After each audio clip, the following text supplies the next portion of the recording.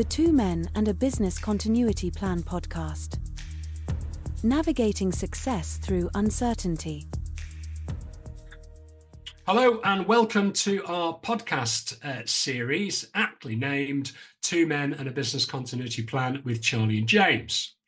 For those who are new to the podcast, let's find out who the two of us are. Charlie, quick introduction.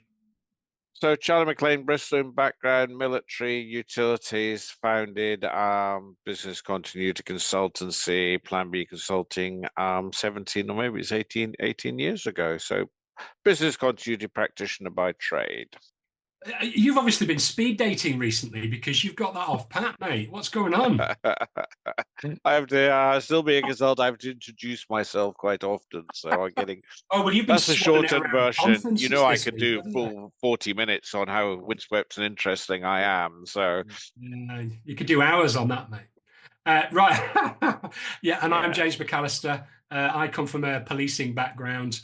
And then for the last 11 years, I've run my own consultancy, specializing in crisis management, business continuity, etc., etc. So today's fascinating topic, because we try and stay as current as possible, is how geopolitical tensions threaten global business continuity and what we can do about it. Now, we're going to actually use as a case study the current conflict between India and Pakistan. But there are many geopolitical conflicts going on every week of the year, really. So we could pick on lots of them, but this is one that's prominent in the news at the moment. Currently, both countries have agreed a ceasefire.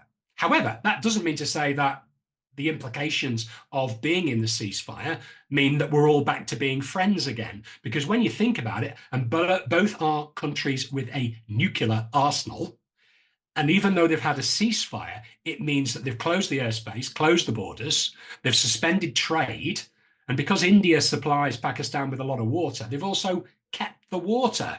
So there's a bit of an impact, which could go wider. Now, if you look at over the last 20 years, an awful lot of the global companies have used India and more recently Pakistan for their information technology and business process management as suppliers. And the sector is currently, to give you some idea of what it means to India, it's 7.4 of the current GDP, which equates to a revenue of 254 billion, of which 194 billion is gained from exports, i.e. other people going to them for IT services. And there's 5.4 million in India employed in that. Now, you might say Pakistan is the new kid on the block, which from an IT perspective they are, but they are young and hungry. There's 300,000 at the moment, English-speaking IT professionals, but 200,000 are graduating per annum in that IT environment.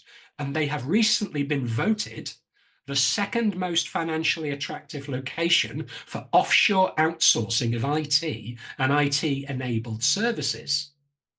So, my first question is, do you think the impact what do you think the impact will be if the conflict continues on global businesses using their services? I think amusingly, I did a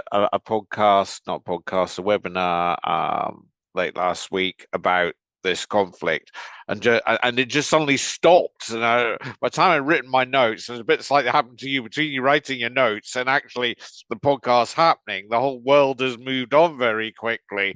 And so I don't know. My feeling on this one is that purely on the Indian, I agree with your points there, purely on the Indian and Pakistan conflict, I get the impression both of them don't really want to go to war, because actually war is actually not a very good thing. And it's quite hard for them to go to war, because you can do a few airstrikes and blow a few stuff off, but if you really want to go to war, Russian style in Ukraine, you need a lot of tanks, you need a lot of troops, you need actually a large period of mobilization. So but I think there is always, it plays into this political nationalism of, the politicians try and whip up the crowds and say, these wicked Indians or these wicked Pakistanis, are we going to stand for this? And I think that's where almost the danger comes is I suspect most cool heads say, look, yeah, we're not really going to gain an awful lot by this, but I think we do have to watch out on this sort of nationalism, the whipping up the crowds, the anti-Muslim, the anti-Hindu, which sometimes for both sides can suit politicians. Politicians have a tendency when on the back foot is to go to war because it's a good way of whipping up support and a good way of keeping the population looking in a different direction. So my gut feel is not going to go particularly further. There might be the odd bits and pieces, but I don't think it is. And you also have to remember both these places quite big places. Kashmir is kind of here, and there's a lot of Pakistan here and a lot of India that way. So what do you think about, I mean, the multinational companies that are currently using them for their IT services? Do you think those companies are now in, oh my goodness, panic mode, thinking, where are we going to get our IT services in future? And are they thinking, if we've completely invested in India to do all of that, how yeah, quickly can we lift and shift from India to somewhere else? it is interesting if that really was to escalate badly, then actually how do you do your outsourcing? How do you do that? Because I know I've done some operational resilience exercises, and one of the ones we did for a financial services company was their back office outsourcing in Mumbai. And their Mumbai operation was absolutely central to their all operations. They couldn't do without it. Now we looked at, I was pretty sure we looked at flooding. So, ability of people to get into work and maybe flooding of their data centers and flooding of their centers. So I think I think it is a risk. How much of it is a risk? I'm not sure. And I think the thing is about, and I think it is a bit like tariffs, it's quite difficult to move your operations, especially when these people get trained, they're integral in the operation. Sometimes do people actually know how to do their own stuff? Do they know how to run a call center? They outsource it, of course, but to really make the outsource money, you need to outsource everybody. You don't keep two or three managers who understand call centers and understand the process. You don't keep them in house because that's an extra 300,000 quid worth of risk, not risk of cost. So I don't know what your thoughts is. Do you think it's easy to move these critical operations, or are we just all in it together? Oh my God, goodness, no. But I mean, OpRes, you mentioned about OpRes, and obviously since 2018, the UK and Ireland have been working towards implementing the requirements of operational resilience in the financial sector. And part of that is you must have an exit strategy for your suppliers. Now, this is quite interesting because most of the suppliers in the financial industry are actually IT based. So I'm wondering, not necessarily whether the banks will have their IT operations in India, but I'm working with companies at the moment, and the big push is exit strategies from suppliers. So, as you've mentioned, it's not an easy thing to do because you outsourced your call center or your IT services or your SaaS because you honestly felt they could do it better and cheaper and more reliably. And once you've done it, trying to get it back is impossible. So, I mean, if this conflict went on for a very long time, do you think they would be thinking of upping and moving to the Philippines, Vietnam, Latin America, even Eastern Europe, which are probably rubbing their hands thinking opportunity potentially? Yeah, but you look at you look at the whole Taiwan situation. That's a war, perhaps a war waiting to happen. So there's other conflict places that there are around. So I don't. I think only if India India is getting more sophisticated, and with that comes basically in the end more. You have to pay people more, so it becomes more expensive. But I don't know how much, if you really wanted to, you're not going to onshore it as opposed to, you put it back to your home country, because that's where you really, if they bring it back to Britain and Britain gets blown up, well, that's, the whole thing goes up like that. So I think onshoring is maybe a possibility, but I think you may have to do, if you really want to onshore it, the economics don't match up. And so you really would have to try and really disrupt your business model. Maybe you say, well, actually, we're not going to have any call centers any longer. We're just not going to provide that as a service, or we'll provide it all those chatbots, or we'll do it all with AI chatbots, because that's the only way we can do it cost effectively. So I think you'd have to fundamentally change your business model to bring it back to, a high wage country. I mean, do you think the fact? I mean, I think there's the economic factor of, are these two countries really going to do this because economically it's going to bring them to the knees, and the fact that President of the US and the leader of China have both basically said, "Hey kids, sort it out." Yeah. Which sort of implies there might be some sort of intervention to sort it out if they don't, behave themselves. I think you're very right. Right. I think they've been put pressure on by the United States to end this. I don't think it's on. I don't think it's anyone's interest to have a war between those two. You can understand. I can understand why Putin invaded Ukraine, because the fact is that he wanted it back within his sphere of influence.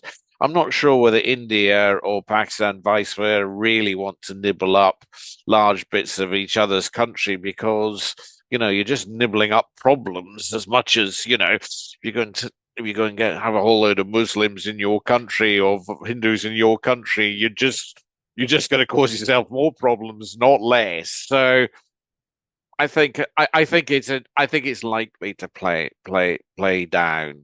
Well, I But hope what so about? anyway. I mean, it's obviously wider than IT. I mean, Hmm. supply chains. Cross-border trade, increased cost, having to avoid. I mean, we all know what happened with the Suez Canal, and Yeah, we all know the flight routes over Ukraine, and the flight routes now over India and Pakistan. Everything's being yeah. rerouted. So, I mean, surely there's going to be an impact on delivery of goods and services out or past that region. Yeah, I think there probably are, especially the overfly bit. But I think airlines are quite good at kind of adapting. I'm not sure there's a sort of sea exclusion zone. I think things go around India on the way to, from China to the Suez Canal. So I'm not sure how much industry is going to be disrupted by this one. I think it's quite localized, the Kashmir part, as opposed to, they started bombing Mumbai or bombing Karachi or some of these places. I think that's a completely different. They started bombing that. That's quite a lot different. I mean, I was looking at whether they're rumors, speculation, or prospection, which is sort of thinking about what we should be doing next, is rebalancing of the global sourcing away from South Asia. I mean, that's being bandied around on a number of prominent websites, that this could be the beginning of the end. And I know we've already mentioned President Trump wants to inboard as much as he possibly can.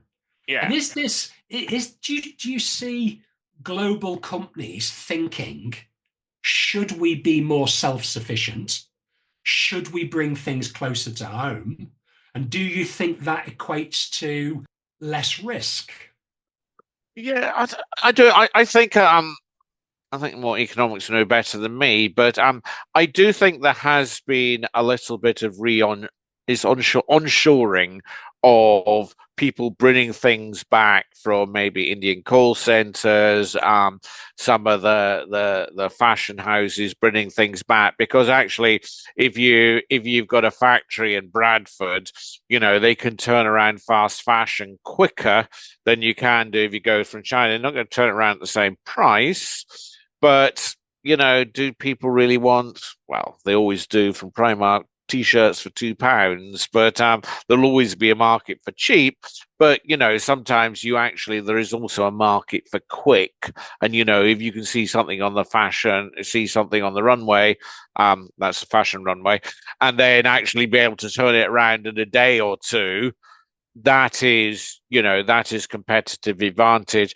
And some of the Indian call centers coming back to UK, because some people don't like speaking to Indian call centers, and there has been that sort of push sometimes the Philippines as well, because they speak different English to Indians. So I think that has a push for reassuring.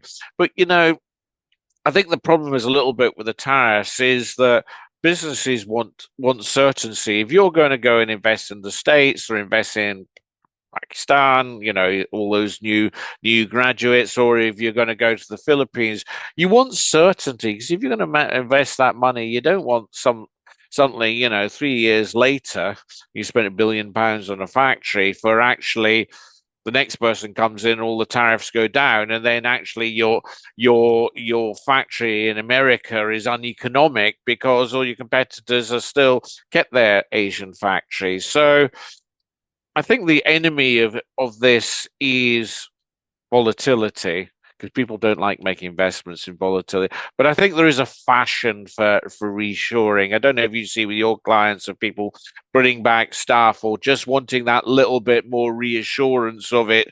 It's just down the road rather than 6,000, 8,000 miles away.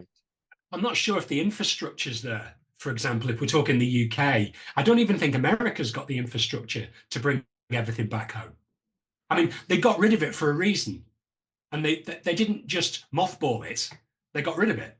So the idea, I mean, I think I watched the same documentary as you about that incredible factory in Manchester, Bradford way, that could turn around these incredible garments incredibly quickly and keep up with the fashion trends. It was brilliant. But as you say, not on the same scale that they can do, in India and Pakistan and Bangladesh, etc. It's just not the same. But you mentioned an interesting point about global markets and impact of tariffs, which is still rippling. My corporate pension is still struggling to regain what it lost. But also, how much can the markets take? And you might say, what's that got to do with business continuity? And students ask me this all the time. How far should business continuity go in business? And I say, remember, the biggest part of business continuity is doing business. So global market fluctuations, the ability to be profitable, is part of business continuity in reality. So how much do you think the markets can take? Yeah, I think the is always the term volatility. That is when some people make lots of money and some people don't make lots of money there. And I think, on the whole, I think economists would say was the global economy is on the whole fairly strong. And actually, the tariffs are actually causing a downtime, an artificial downtime. It's not a reaction to say, oh, well, our markets are plummeting or we need to do something different. Marketing America was doing extremely well and outstripping most other economies, not all of them, but outstripping most other economies. And this has actually put a downturn rather than an upturn in it. So, but I think it's interesting your point about the business continuity manager's role and whether it's the business bit of it. I've always seen the business continuity manager's role is to, especially overseas stuff, to understand your supply chain, understand where your supplies come from, understand those routes, and then to be able to keep an eye on that. Now, some large organization might have small armies of people to look at these things and its jobs, but maybe on smaller organizations, or maybe that's the sort of not the nature of your company, or you don't know your tier 2 or your tier 3 suppliers, where the business continuity manager can go and say, look, I know that one particular goods or service, actually our factory that produces that, or our call center, is very close to Kashmir. You probably, India's a big place. It could be that end or that end or that end. But if you know it's near Kashmir, it might be in Kashmir. So actually, the Indian-Pakistan thing, we need to just be aware that this could affect us, or let's monitor it, or let's do something different.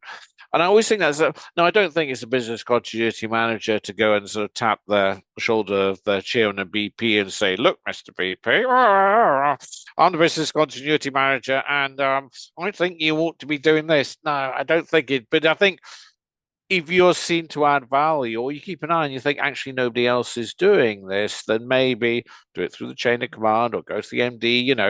You have to keep your powder dry for the big ones, but say, look, I am aware of this. Maybe other people aren't aware of this, and maybe you should be thinking about something to do that. I don't know what your thoughts on that one are. I've always been strategic business continuity thinking has to be there, because everything starts from the strategic objectives of the organization, really steer what business continuity needs to be thinking about. And the organizations that never tell the BCM actually what the organization is planning for the future then tend to run face first into things. And ideally, either the people at a strategic level need to think more business continuity, or they need to include the business continuity manager, or the chief risk officer, or this lovely new concept of the chief resilience officer needs to have the finger on the pulse of a more strategic viewpoint. I've always liked this idea, and I put it forward when Brexit was happening, and also for the Olympics. And this tariff thing could be one of these times where you say, look, we're living in a very volatile time. Maybe our normal mechanisms for managing the business and identifying risks and identifying changes in the market, we know there's volatility coming, and it could affect us. So what we're going to do is a pandemic. I remember pushing it forward for organization for the Olympics operating regime, or tariffs operating regime, would say, we're going to operate the business fundamentally in a slightly different way. So we might have a team of people, we'll put them ad hoc team together and say, your job is to start contingency planning, to think about what are all the things that could possibly happen, have some contingency plans for them, think about, if the Olympics are on, what could be the bottlenecks? Where could it affect us? What happens to the riots? What happens if there is a bomb? And then to be ready to react if the bad things happen. And if nothing happens, fine, you've taken some people out of the business for a while, but at least the business can be more nimble, agile, ready to deal with an issue, rather than taking 3 or 4 days to recognize it, 3 or 4 days to kind of think about it. You're just ready to do it. It's not sustainable forever, but if you can, and you might say that there are some other protocols which you do, maybe the business continuity manager can't invoke the plan, but actually at this stage you can. So we just change the way of operating. I don't know if you come across that. Did you do that with sort of Olympics and things like that, Brexit? Yeah. I mean, it leads me on to actually the next question about preparation. And do you think this should be thought about at an earlier stage within the organization? That, we've always done pastel analysis, but should we now be thinking about the wider context of emerging geopolitical risks? And do you think that's being done? I know in some markets, I've worked in the past with a currency exchange organization, and they were very, very conscious of political tensions because it massively impacts currency exchange rates, and they're dealing in that. Yeah. But do you think most organizations, when they're looking at enterprise risk management, are looking at political instability, trade restrictions, sanctions, armed conflicts, regulatory changes, and different things in the landscape in which they do business or their suppliers are? I think businesses are. I think the businesses are not stupid.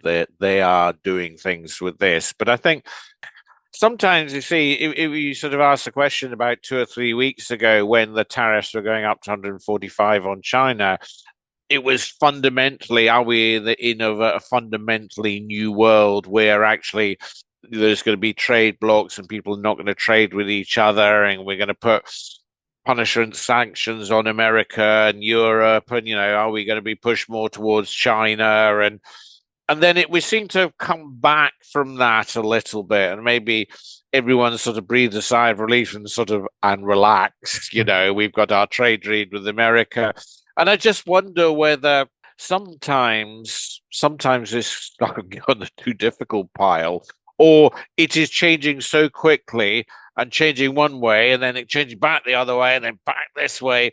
It is almost too difficult to deal with. I don't know. It's difficult to know whether we'll look back on in 5, 10 years and say, look, this was the months where the fundamentally world order changed, or is the world order self-correcting and it's gone this way, but it will be pushed back to a little bit there, a little bit there, but it'll be pushed back to the center again, or whether fundamentally there is going to be a change. I mean, you just look globally about the more extremities of politics, and the roll on is that it's going to impact business for a while, and then it will settle, and business continuity will have to adapt. And do you think, because I know you and I both do an awful lot of exercising, because it's great that we're maybe thinking about it, but are you running any exercises at the moment about geopolitical instability? No, basically. No, I'm not. I tell you what, I'm thinking about it. I think people's visions are very much Marks and Spencers and co-ops and cyber attacks, to be honest. That is more tangible threats. Is it though? Is it, no, seriously, is it more tangible, or is it because we're being brainwashed into cyber is everything? Yeah, I think we did this with COVID.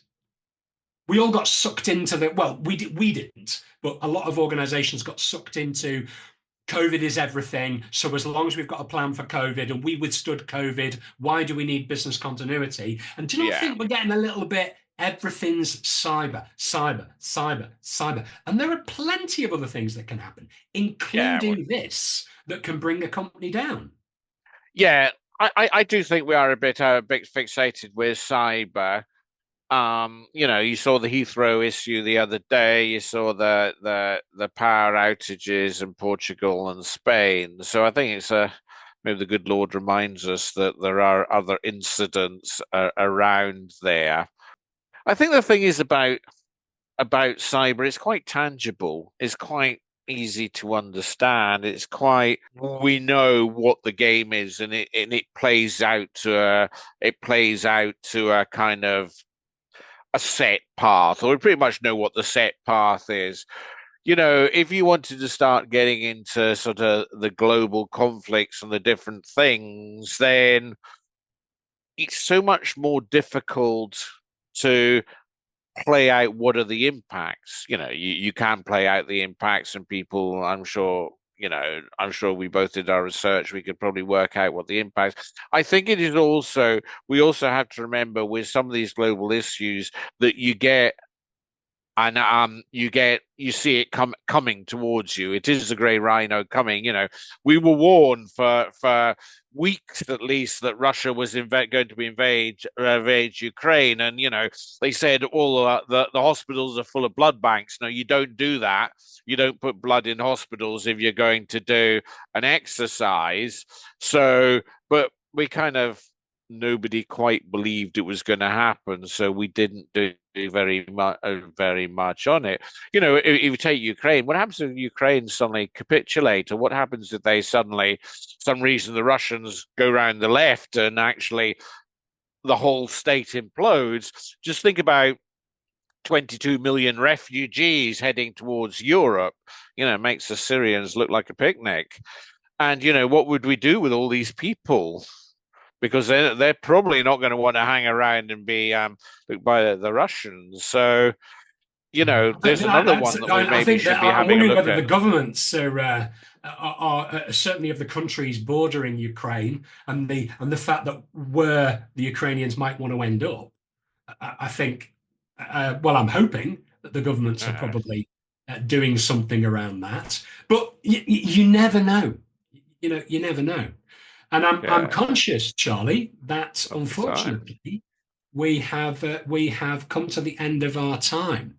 So, any final wise words on this, impact on business of geopolitical tension? I think there's more of it around, and I think we ought to concentrate a bit more on this and think a bit more. And I think a bit more the scenarios, whether it's Ukraine, whether it's Taiwan, whether it's the Indian-Pakistan thing. I think we, as you say, shouldn't become too fixated on cyber, and we should be thinking a bit wider and maybe a bit more longer term, where things we might actually not going to invade Taiwan tomorrow, but you'll probably get some heads up, but the impact could be fairly catastrophic. So to be actually think about those contingency plans early, or at least know what you need to do to the contingency plan. That's my thoughts on this one. What about the tensions between Scotland and England? We've had the Six Nations, and football will be coming up again soon. I mean, that is something that we rarely talk about, but I mean, there's a lot of tensions there, with obviously you being north of the border and me being south. Yes. All I can say is no Scotland, no party. That was a Magaluf for the weekend. That's what they're all singing. No Scotland, no party. No Scotland, no party. I like that. And on that cheery note, it brings us to an end. So thanks very much, Charlie, for your contributions again. Thanks very much. Thank you very much for all the listeners. Remember, if you've got any questions that you want to pose to us, please send them through to Business Continuity Training, and they will note them. Remember now, we are on multiple platforms: Apple, YouTube, Spotify. You can actually listen to us anywhere. So thank you very much again for listening, and we'll look forward to seeing you next time. Bye now. Cheers then.